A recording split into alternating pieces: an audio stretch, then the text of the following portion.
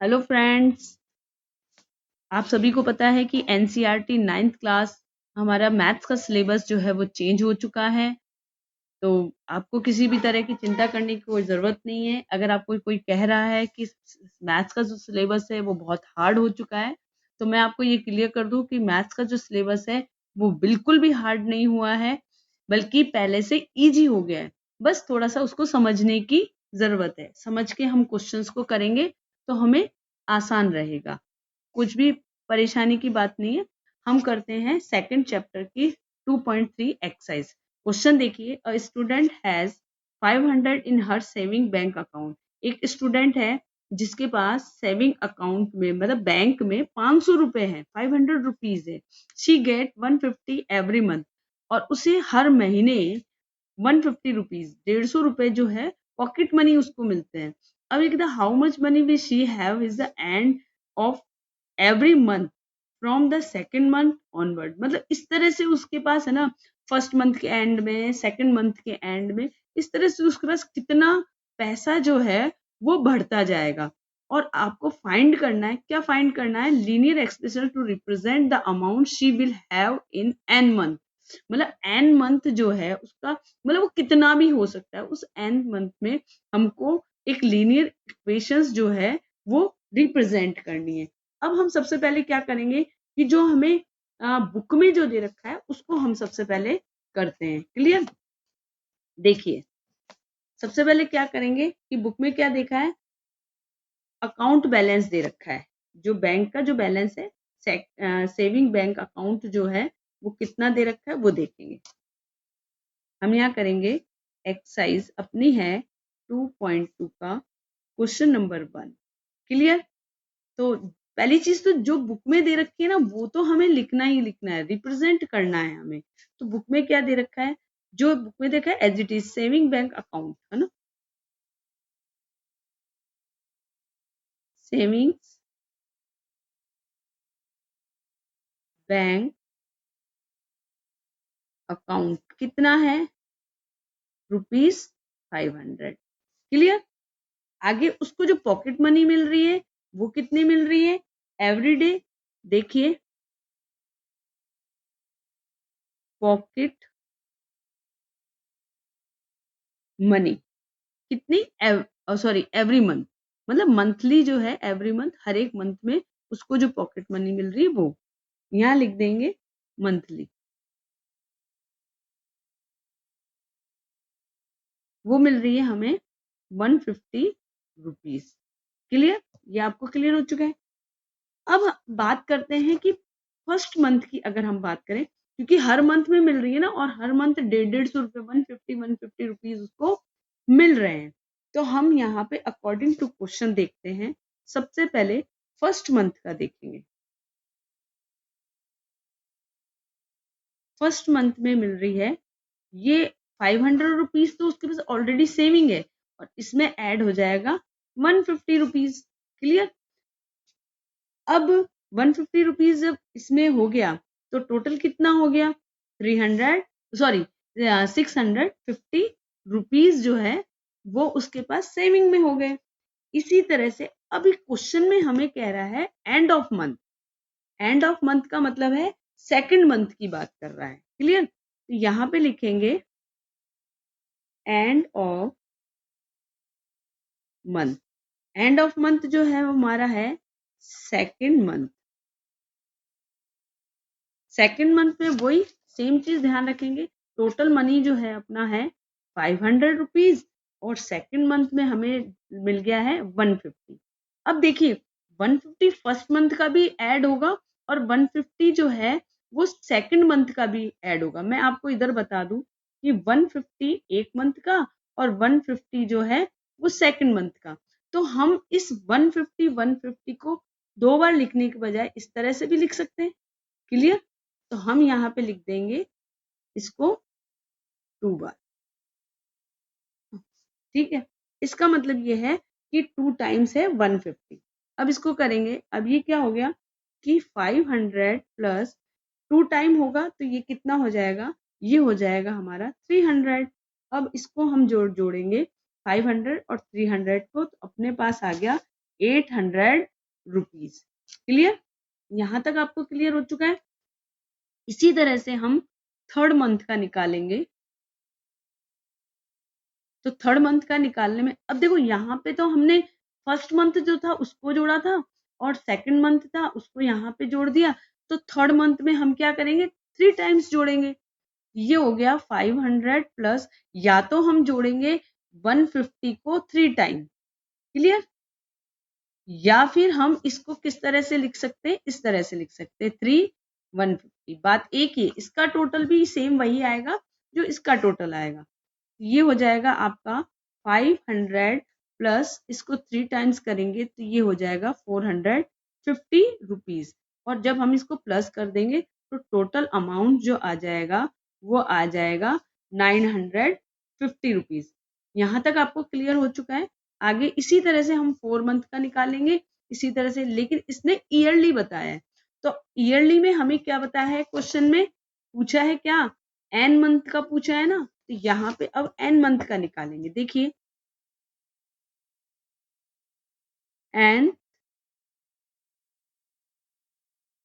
Month, अब N month में भी क्या होगा, 500 रुपीज तो है ही, प्लस अब ये जो 3 2 और ये तो मंथली थे ना। और यहाँ पे मतलब यहाँ पे अपने 2 मंथ का निकाला तो 2 का हो गया, 3 का निकाला 3 का हो गया, 4 का निकालेंगे 4। अब एन का निकाल रहे हैं तो इसका मतलब एन बार ये 150 जो है मल्टीप्लाई कर दो या एन बार इसको प्लस कर दो। तो ये हो जाएगा 500 प्लस ये हो जाएगा 150 एन। क्लियर? अब ये एक हमारे पास इक्वेशन आ गई है। इक्वेशन को हम थोड़ा सा चेंज करेंगे। क्यों करेंगे? क्योंकि हमेशा ध्यान रखना कि जो वेरिएबल वाली जो डिजिट होती है, वेरिएबल जो होता है वो सबसे पहले लिखा जाता है। ये 500 जो है वो हमारा कोफिशिएंट है और ये हमारा वेरिएबल है। तो इसको हम लिख देंगे 150n प्लस 500। क्लियर? ये हमारा आंसर हो चुका है। मतलब जो क्वेश्चन में क्या पूछा था, क्वेश्चन में ये पूछा था ना कि रिप्रेजेंट करना है किसको, linear expression represent the amount. तो हमने ये लीनियर एक्सप्रेशन को रिप्रेजेंट कर दिया है अमाउंट में। ये हमारा आंसर हो चुका है। चलिए आगे बढ़ते हैं अपन सेकंड क्वेश्चन की तरफ। अब देखिए सेकंड क्वेश्चन जो है वो हमारा क्या कह रहा है, ध्यान से देखेंगे। A relay start with 120 member. Each over 9 member drop out of the group. How many member will remain after 1 2 3 hour? Clear? Same उसी तरह से होगा ये भी। Find linear expression to represent the number of member at the end of the n hour. वहां पे क्या पूछ रहा था, n मंथ पूछ रहा था और यहाँ पे n ओवर पूछ रहा है। तो किसी भी तरह के टेंशन करने की जरूरत नहीं, सेम उसी तरीके से होगा ये क्वेश्चन जो है हमारा। देखिए क्वेश्चन नंबर हम सेकंड देखेंगे यहाँ पर। अब क्वेश्चन नंबर सेकंड में हमें क्या क्या दे रखा है, सबसे पहले वो लिख लेंगे। सबसे पहले लिखेंगे इंटरनल मेंबर, है ना, कितना है 120 है, और मेंबर्स लिविंग ईच ओवर ये कितना है 9। हर एक घंटे में कितना है 9। आगे देखेंगे आफ्टर, बाद में क्वेश्चन में कह रहा है कि बाद में उसमें कितना होगा। तो आफ्टर का मतलब अपन पहले सबसे पहले वही सेम चीज कि 1 ओवर को लेके चलते हैं। तो 1 ओवर को अगर अपन लेके चलेंगे तो कितना हो जाएगा 120 माइनस 9। क्योंकि देखो माइनस क्यों है, क्वेश्चन में क्या कहा गया है आप ध्यान से पढ़िए कि how many member will remain after, बाद में मतलब घंटों के बाद में। Find the linear expression represent the number of the member at end of the n over. Clear? तो बाद में बोल रहा है तो क्या हो जाएगा, इसमें से ये माइनस हो जाएगा। और इसमें क्या था, ये आगे का पूछ रहा था, इसलिए हमें फर्स्ट क्वेश्चन जो है उसमें ऐड हो रहे थे जितने उसके रुपीज हर मंथली पॉकेट मनी मिल रही थी। अब इसी तरह से हम सेकंड ओवर इसी तरह से हम निकालेंगे। अब ये देखो ये निकालेंगे, इसमें से माइनस कर देंगे, ये अपने पास आंसर आ गया फर्स्ट मंथ का 111। इसी तरह से हम सेकंड ओवर्स का निकालेंगे 120 माइनस वही, अब ये 9 जो है वो 1 मंथ का है ना, तो 2 मंथ के लिए क्या हो जाएगा, या तो 2 बार 9 जोड़ेंगे भाई, 9 प्लस 9 करेंगे, या फिर हम क्या करेंगे 2 को 9 से मल्टीप्लाई कर देंगे। अब 120 माइनस 9 को जब हमने 2 से मल्टीप्लाई किया तो हमारे पास आंसर आ गया 18। क्लियर। और जब हमने 120 में से 18 को माइनस किया तो हमारे पास आ गया 102। क्लियर।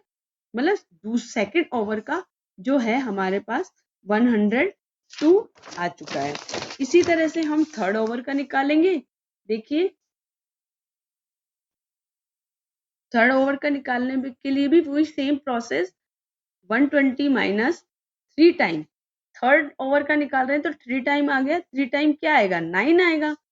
अब हम 120 में से माइनस करेंगे, 3 की 9 बार टेबल बोलेंगे तो 27 आया, और 120 में से जब हम 27 को माइनस करेंगे तो अपने पास आंसर आया 93। तो 2 घंटे का जो समय आया वो हमारे पास कितना आया 93। अब अपने को क्वेश्चन में n पूछा है तो हम n निकालेंगे। nth ओवर का सेम वही है 120 माइनस ये n ओवर, और n किससे होगा 9 से मल्टीप्लाई होगा, तो हमारे पास क्या आ जाएगा 120 माइनस 9n। अब आप इसमें विशेष, ये हमारे पास आंसर आ चुका है, ठीक है। अब ये हमारे पास आंसर आ चुका है, हमने वहां पर जो हमारी वेरिएबल जो डिजिट थी उसको पहले लिखा था, अब यहाँ पे भी वेरिएबल डिजिट है, तो आप देख रहे होंगे कि ये पहले क्यों नहीं लिखी गई। तो मैं आपको ये क्लियर कर दूं, और आप ये हमेशा ध्यान रखेंगे कि जो पॉजिटिव डिजिट होती है, ठीक है, वो हमेशा फर्स्ट में लिखी जाती है, और जो नेगेटिव डिजिट होती है वो हमेशा सेकंड में लिखी जाती है। इस चीज को आप हमेशा ध्यान रखेंगे। ये हमारी जो वेरिएबल है वो हमारा माइनस का है, इसलिए हमने इसको सेकंड टर्म में लिखा है और फर्स्ट टर्म में हमारा कोफिशिएंट लिखा है। तो आप इस तरह से कंफ्यूज ना हो, हमेशा बस ये ध्यान रखें सॉरी, पॉजिटिव वैल्यू जो है वो हमेशा पहले लिखी जाती है और नेगेटिव वैल्यू जो है वो हमेशा बाद में लिखी जाएगी। क्लियर।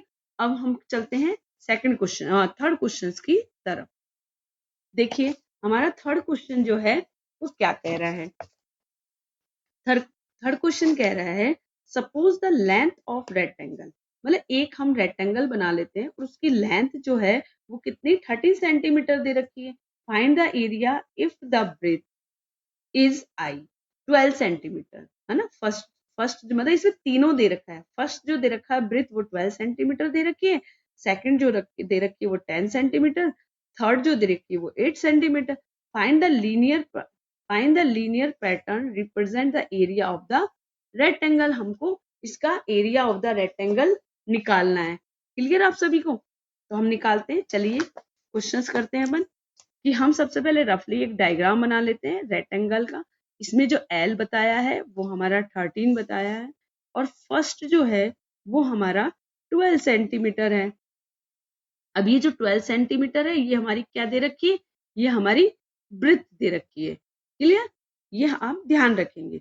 एरिया ऑफ रेक्टेंगल का फार्मूला क्या होता है, देखिए एरिया ऑफ रेक्टेंगल का फार्मूला क्या होता है, ये होता है L इंटू बी। आप मुझे प्लीज कमेंट करके बताएंगे कि किस किस को एरिया ऑफ रेक्टेंगल का फार्मूला जो है वो पता था, क्योंकि ये हमारी बहुत छोटी क्लास से 5th क्लास से ही स्टार्ट हो जाता है। तो आप मुझे प्लीज कमेंट करके जरूर जरूर बताएं कि एरिया ऑफ रेक्टेंगल का फार्मूला जो है वो किस किस को याद था। क्लियर। अब अपने पास एल जो है वो कितनी है 13 है, क्योंकि भाई यहाँ पे एल जो दे रखी है वो 13 दे रखी है ना क्वेश्चन में, और जो बी जो है वो हमें दे रखा है, तो बी जो है वो अपना क्या है, वो हमारा 12 है। अब हम एरिया निकाल लेंगे, मतलब एरिया जो रेक्टेंगल है इसका फार्मूला जो है वो हम फिट कर देंगे, वैल्यू पुट कर देंगे। तो ये देखिए area of rectangle is equal to l into b. L कितना है अपना, एल है अपना 13 इंटू बी अपना कितना है 12। अब हम इसको मल्टीप्लाई करेंगे तो हमारा आंसर आ जाएगा 156। एक चीज आप हमेशा विशेष रूप से ध्यान रखेंगे, जब भी एरिया निकालेंगे वो हमेशा स्क्वायर में होगा। क्वेश्चन में सेंटीमीटर में पूछा है तो यहाँ पे ये सेंटीमीटर स्क्वायर हो गया है। क्लियर आप सभी को? अब इसी तरह से हम सेकंड वाला निकालेंगे थर्ड क्वेश्चन का। देखिए सेकंड है, सेकंड की वैल्यू दे रखी है, इसकी दे रखी है 12 सेंटीमीटर, इसकी दे रखी है 10 सेंटीमीटर। सेम वही चीज, एल कितना दे रखा है 13 दे रखा है, बी कितना दे रखा है 10 सेंटीमीटर, ये दे रखा है ना बी। अब एरिया निकालेंगे अपन, area of rectangle. Area of rectangle का जो फार्मूला होता है वो क्या होता है, एल इंटू बी होता है, आप सभी को पता है। एल अपना 13 है इंटू बी अपना 10 है, तो अपना ये जो है वो कितना हो गया 10 इंटू 30 130 हो गया। अब ये भाई 130 क्या है, ये 130 सेंटीमीटर स्क्वायर है। क्लियर आप सभी को? चलिए इसी तरह से हम थर्ड करेंगे। देखिए थर्ड की जो वैल्यू दे रखी है हमें, ब्रेथ जो दे रखी है वो दे रखी है हमें 8 सेंटीमीटर। एल अपना जो था वो 13 था सेंटीमीटर, बी जो था वो अपना 8 सेंटीमीटर था। क्लियर? अब हम एरिया निकालेंगे सेम इसी तरीके से। एरिया का जो फार्मूला, एरिया ऑफ रेक्टेंगल का फार्मूला होता है एल इंटू बी। एल की जगह हम 13 लिख देंगे, बी की जगह हम 8 लिख देंगे। 13 इंटू 8 जो है हमारा होता है 104 सेंटीमीटर। जब हम एरिया निकाल रहे हैं तो ये सेंटीमीटर स्क्वायर में हो जाएगा। क्लियर? तो ये हमारे पास तीनों की। अब देखिए क्वेश्चन ने क्या कहा था, क्वेश्चन में क्या कहा था दोबारा से देखेंगे। क्वेश्चन ये कह रहा है कि find the linear expressions to the represent the number of member at the end of the n over. Oh sorry, मैंने सेकंड क्वेश्चन पढ़ दिया है गलती से, थर्ड क्वेश्चन की बात कर रहे हैं अपन। अपन ने ये तीनों निकाल लिया है, 12 10 सेंटीमीटर 8 सेंटीमीटर। अब ये कह रहा है find the linear pattern represent the area of the rectangle. मतलब रिप्रेजेंट करना है लीनियर पैटर्न के का, हमको क्या रिप्रेजेंट करना है, एरिया ऑफ रेक्टेंगल। तो हमारे पास ये तीनों वैल्यूज आ गई हैं, अब हम इसको रिप्रेजेंट करेंगे। Linear pattern is equal to 3b। 3b कैसे हो गया, एल तो हमारा 3 दे ही रखा है ना, और बी की जगह हम बी लिख दिया हमने। क्लियर है ना भाई? देखो इधर ये दे रखा है ना, थर्ड में ये दे रखा है ना, तो कोई भी टेंशन करने की इस तरह से जरूरत नहीं है। हमें बहुत सिंपल तरीके से हम इसको सॉल्व कर देंगे। एल की जगह एल लिख दिया और 3 की जगह जो है वो बी की जगह जो है वो बी आ गया, क्योंकि जो फार्मूला होगा वो क्या होगा, एल और बी है। तो एल तो 3 है ही भाई, एल जो है वो 3 है ना, और बी जो है वो हमारा बी की जगह आ गया। ये हमारा आंसर हो गया लीनियर पैटर्न। क्लियर?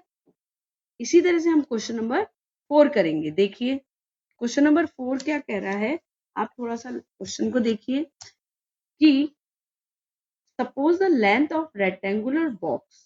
एक रेक्टेंगुलर बॉक्स है, जब रेक्टेंगुलर बॉक्स है तो वो क्यूबॉइड हो जाता है, क्योंकि ये बॉक्स बता रहा है। और इज 7 सेंटीमीटर एंड ब्रेथ, जो है उसकी जो ब्रेथ है वो 11 सेंटीमीटर है। Find the volume. अब हमेशा ध्यान रखना जो वॉल्यूम जो निकलता है ना वो क्यूबिक में निकलता है। If the length is, first की क्या दे रखी है 5 सेंटीमीटर, सेकंड की दे रखी है 9 सेंटीमीटर, थर्ड की दे रखी है, मतलब तीनों अलग अलग निकालने अपने को। Find the linear pattern represent the volume of the rectangular box. अब इसमें वॉल्यूम निकालनी है। क्लियर?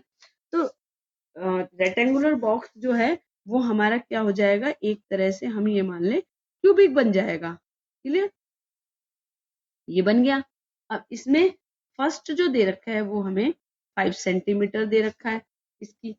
अब फार्मूला जो है वो क्या होता है, वॉल्यूम ऑफ रेक्टेंगुलर बॉक्स। जो इसका जो फार्मूला है वॉल्यूम ऑफ रेक्टेंगुलर बॉक्स का जो फार्मूला है वो क्या होता है, l into b into h. इसको आप विशेष रूप से ध्यान रखेंगे। अब अपने को यहाँ पे क्या क्या दे रखा है, एल दे रखा है अपने को 7, B दे रखा है अपने को 11 और H जो दे रखा है वो अपने को क्या दे रखा है, 5 दे रखा है। क्वेश्चन में दे ही रखा है ना, ये सब चीजें अपने को क्वेश्चन में दे रखी है। अब हमने इस फार्मूले को यहाँ पे पुट कर लेंगे। वॉल्यूम ऑफ रेक्टेंगुलर का फार्मूला होता है वो होता है L into b into h. Clear. अब हम इसकी जगह इसकी वैल्यू पुट कर देंगे। हमने पुट करी, L कितना है अपना 7 है, मल्टीप्लाई 11 मल्टीप्लाई 5। ये हमने जो वैल्यू है वो पुट कर दी है और जब हमने इसको मल्टीप्लाई किया है तो हमारा आंसर आ गया 385 सेंटीमीटर। अब देखो ये वॉल्यूम का फार्मूला है, मैंने आपको पहले भी बताया था वॉल्यूम जब भी निकालोगे वो हमेशा क्यूब में ही निकलेगा। तो ये हमारा आंसर आ चुका है। क्लियर। एक चीज, किसी को भी अगर कुछ भी डाउट है तो प्लीज आप मुझे कमेंट करके जरूर पूछ सकते हैं। कमेंट करके जरूर अपने डाउट क्लियर कीजिए। अब हम सेकंड करेंगे इसका पार्ट। सेकंड में 9 सेंटीमीटर दे रखा है। सेम वही चीज, एल जो है हमारा पहले से क्वेश्चन में दे रखा है, बी जो है वो हमारा दे रखा है 11, एच जो है वो हमारा 9 सेंटीमीटर दे रखा है। अब हमें वॉल्यूम का फार्मूला फिट करना है। वॉल्यूम ऑफ रेक्टेंगुलर,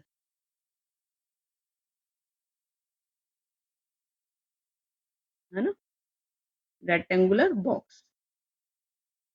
क्या है इसका formula, l into b into H.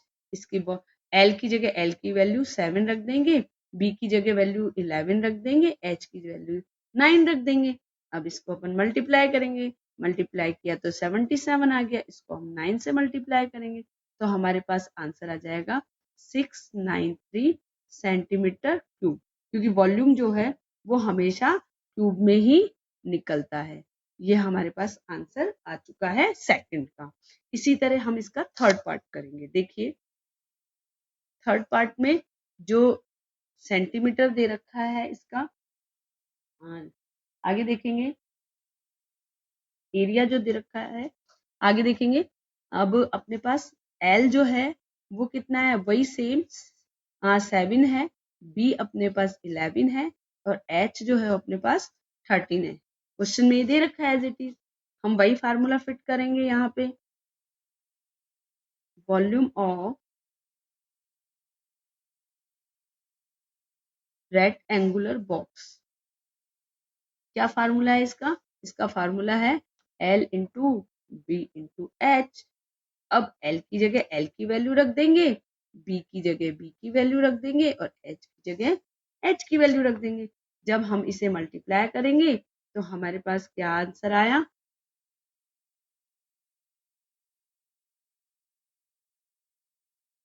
इसका आंसर आया 1001 सेंटीमीटर क्यूब। क्लियर। अब देखिए इंपॉर्टेंट बात, क्वेश्चन में क्या पूछा था अपने से, क्वेश्चन में ये पूछा था कि the volume of the rectangular box, हमें क्या पता निकालना है, वॉल्यूम निकालना है रेक्टेंगुलर बॉक्स का। तो यहाँ पे हम लिख देंगे कि वॉल्यूम ऑफ लीनियर पैटर्न क्या हो जाएगा, 7 इंटू 11 इंटू एच। भाई एच ही तो आएगा यहाँ पे। अब आगे देखिए 77 इंटू एच, इसको हम कैसे लिख सकते हैं, 77 एच। ये हमारा आंसर हो गया। क्लियर आप सभी को। चलिए आगे बढ़ते हैं नेक्स्ट और लास्ट क्वेश्चन की तरफ। मेरे ख्याल से आप सभी को बहुत अच्छे से समझ में आ रहा होगा। आप प्लीज मेरी वीडियो को लाइक और शेयर जरूर कीजिए, जिससे मुझे मोटिवेशन मिले और मैं आप इजी से इजी ट्रिक के साथ आपके सामने क्वेश्चंस जो है वो सॉल्व करूं और आपको समझाने की कोशिश करूं। देखिए क्वेश्चन नंबर 5 क्या कह रहा है, Sarita is reading a book of 500 pages. उसने 500 पेजेस की जो बुक है वो रीडिंग करी। सी रीड 20 पेज एवरी डे। हर रोज वो क्या कर रही है, 20 पेजेस जो है वो रीड कर रही है। How many pages will be left. अब देखो पहली चीज तो यहाँ पे लेफ्ट बोला है, जब भी लेफ्ट चीज आएगी तो मतलब वो निकल रही है, कम हो रही है, और कम के लिए अपन क्या करते हैं, माइनस करते हैं। After 15 days express this has a linear pattern. Same वही चीज है, हमें उसको एक्सप्रेस करना है। तो सबसे पहले जो क्वेश्चन में दे रखा है हम उसको लिखेंगे। क्वेश्चन नंबर 5, क्वेश्चन में क्या क्या दे रखा है, एक तो टोटल पेजेस दे रखे हैं, ठीक है। टोटल पेज कितने हैं भाई, 500 है। इसी तरह से फर्स्ट डे जो रीड किया गया है, फर्स्ट डे रीड पेज, वो कितने किए हैं, 20 पेज किए हैं, क्लियर। अब ये 15 डेज का पूछ रहा है, तो 15th डेज रीड पेजेस, तो 15 डे का पूछेगा तो हम 50 से 20 को मल्टीप्लाई कर देंगे ना, तो 15 का ऑटोमेटिकली आ जाएगा। ये आया 15 इंटू 20, तो 15 इंटू 20 किया हमारे पास, तो आंसर आ गया 300 पेजेस, है ना। अब हमें इसमें पेज जो है वो लेफ्ट करना है, भाई लेफ्ट पूछा है ना, तो यहाँ पे लिखेंगे पेज लेफ्ट, किसमें से, 500 में से, क्योंकि टोटल जो पेजेस दे रखा है वो यही तो दे रखा है, और हमारे पास जो 15 डेज में जो रीड किए गए पेज हैं वो आ गए हैं, तो 15 डेज वाले जो पेजेस हैं हम इसमें से माइनस कर देंगे, तो हमारे पास जो आंसर आएगा वो 200 आएगा, क्लियर। अब इसने क्या कहा है एन, तो हम इसको मान लेते हैं, ये अपने पास जो है वो किसका आया है, 15 डेज का, मतलब जो लेफ्ट पेज हुए जितने उसने पढ़ लिए हैं ये उसका आया है, क्लियर। देखेंगे, लेट नंबर ऑफ डेज, कितने हैं, नंबर ऑफ डेज जो है वो है n, हम n मान लेते हैं ना नंबर ऑफ डेज, क्योंकि अपने को तो पता ही नहीं है, तो हम आगे लीनियर पैटर्न को शो करने के लिए हमने ये माना। अब देखिए लीनियर पैटर्न कितना हुआ, 500 माइनस n इंटू 20, क्लियर। अब देखिए 500 इसको हम क्या करेंगे, मल्टीप्लाई कर लेंगे, तो माइनस का 20 n आ गया, और यही हमारा आंसर हो गया, क्लियर।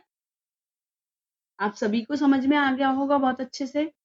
तो हम फिर मिलेंगे नई एक्सरसाइज के साथ, 2.4 के साथ, क्लियर। आपको जो इस एक्सरसाइज में ओनली 5 क्वेश्चन है, और 5 क्वेश्चन जो हैं हमने कंप्लीट कर दिए हैं। आपको अगर ये वीडियो अच्छा लगा हो और आपको क्वेश्चंस बहुत इजी तरीके से आप सॉल्व हो गए हैं, और मेरा पढ़ाया हुआ आपके कहीं ना कहीं हेल्प कर रहा है, तो आप प्लीज मेरे चैनल को सब्सक्राइब कीजिए और लाइक कीजिए, जिससे हम आपके साथ बने रहें और इजी से इजी तरीके से मैं आपके सामने क्वेश्चंस को सॉल्व करती रहूं। फिर मिलेंगे हम एक नए वीडियो के साथ और एक नई एक्सरसाइज के साथ। ओके।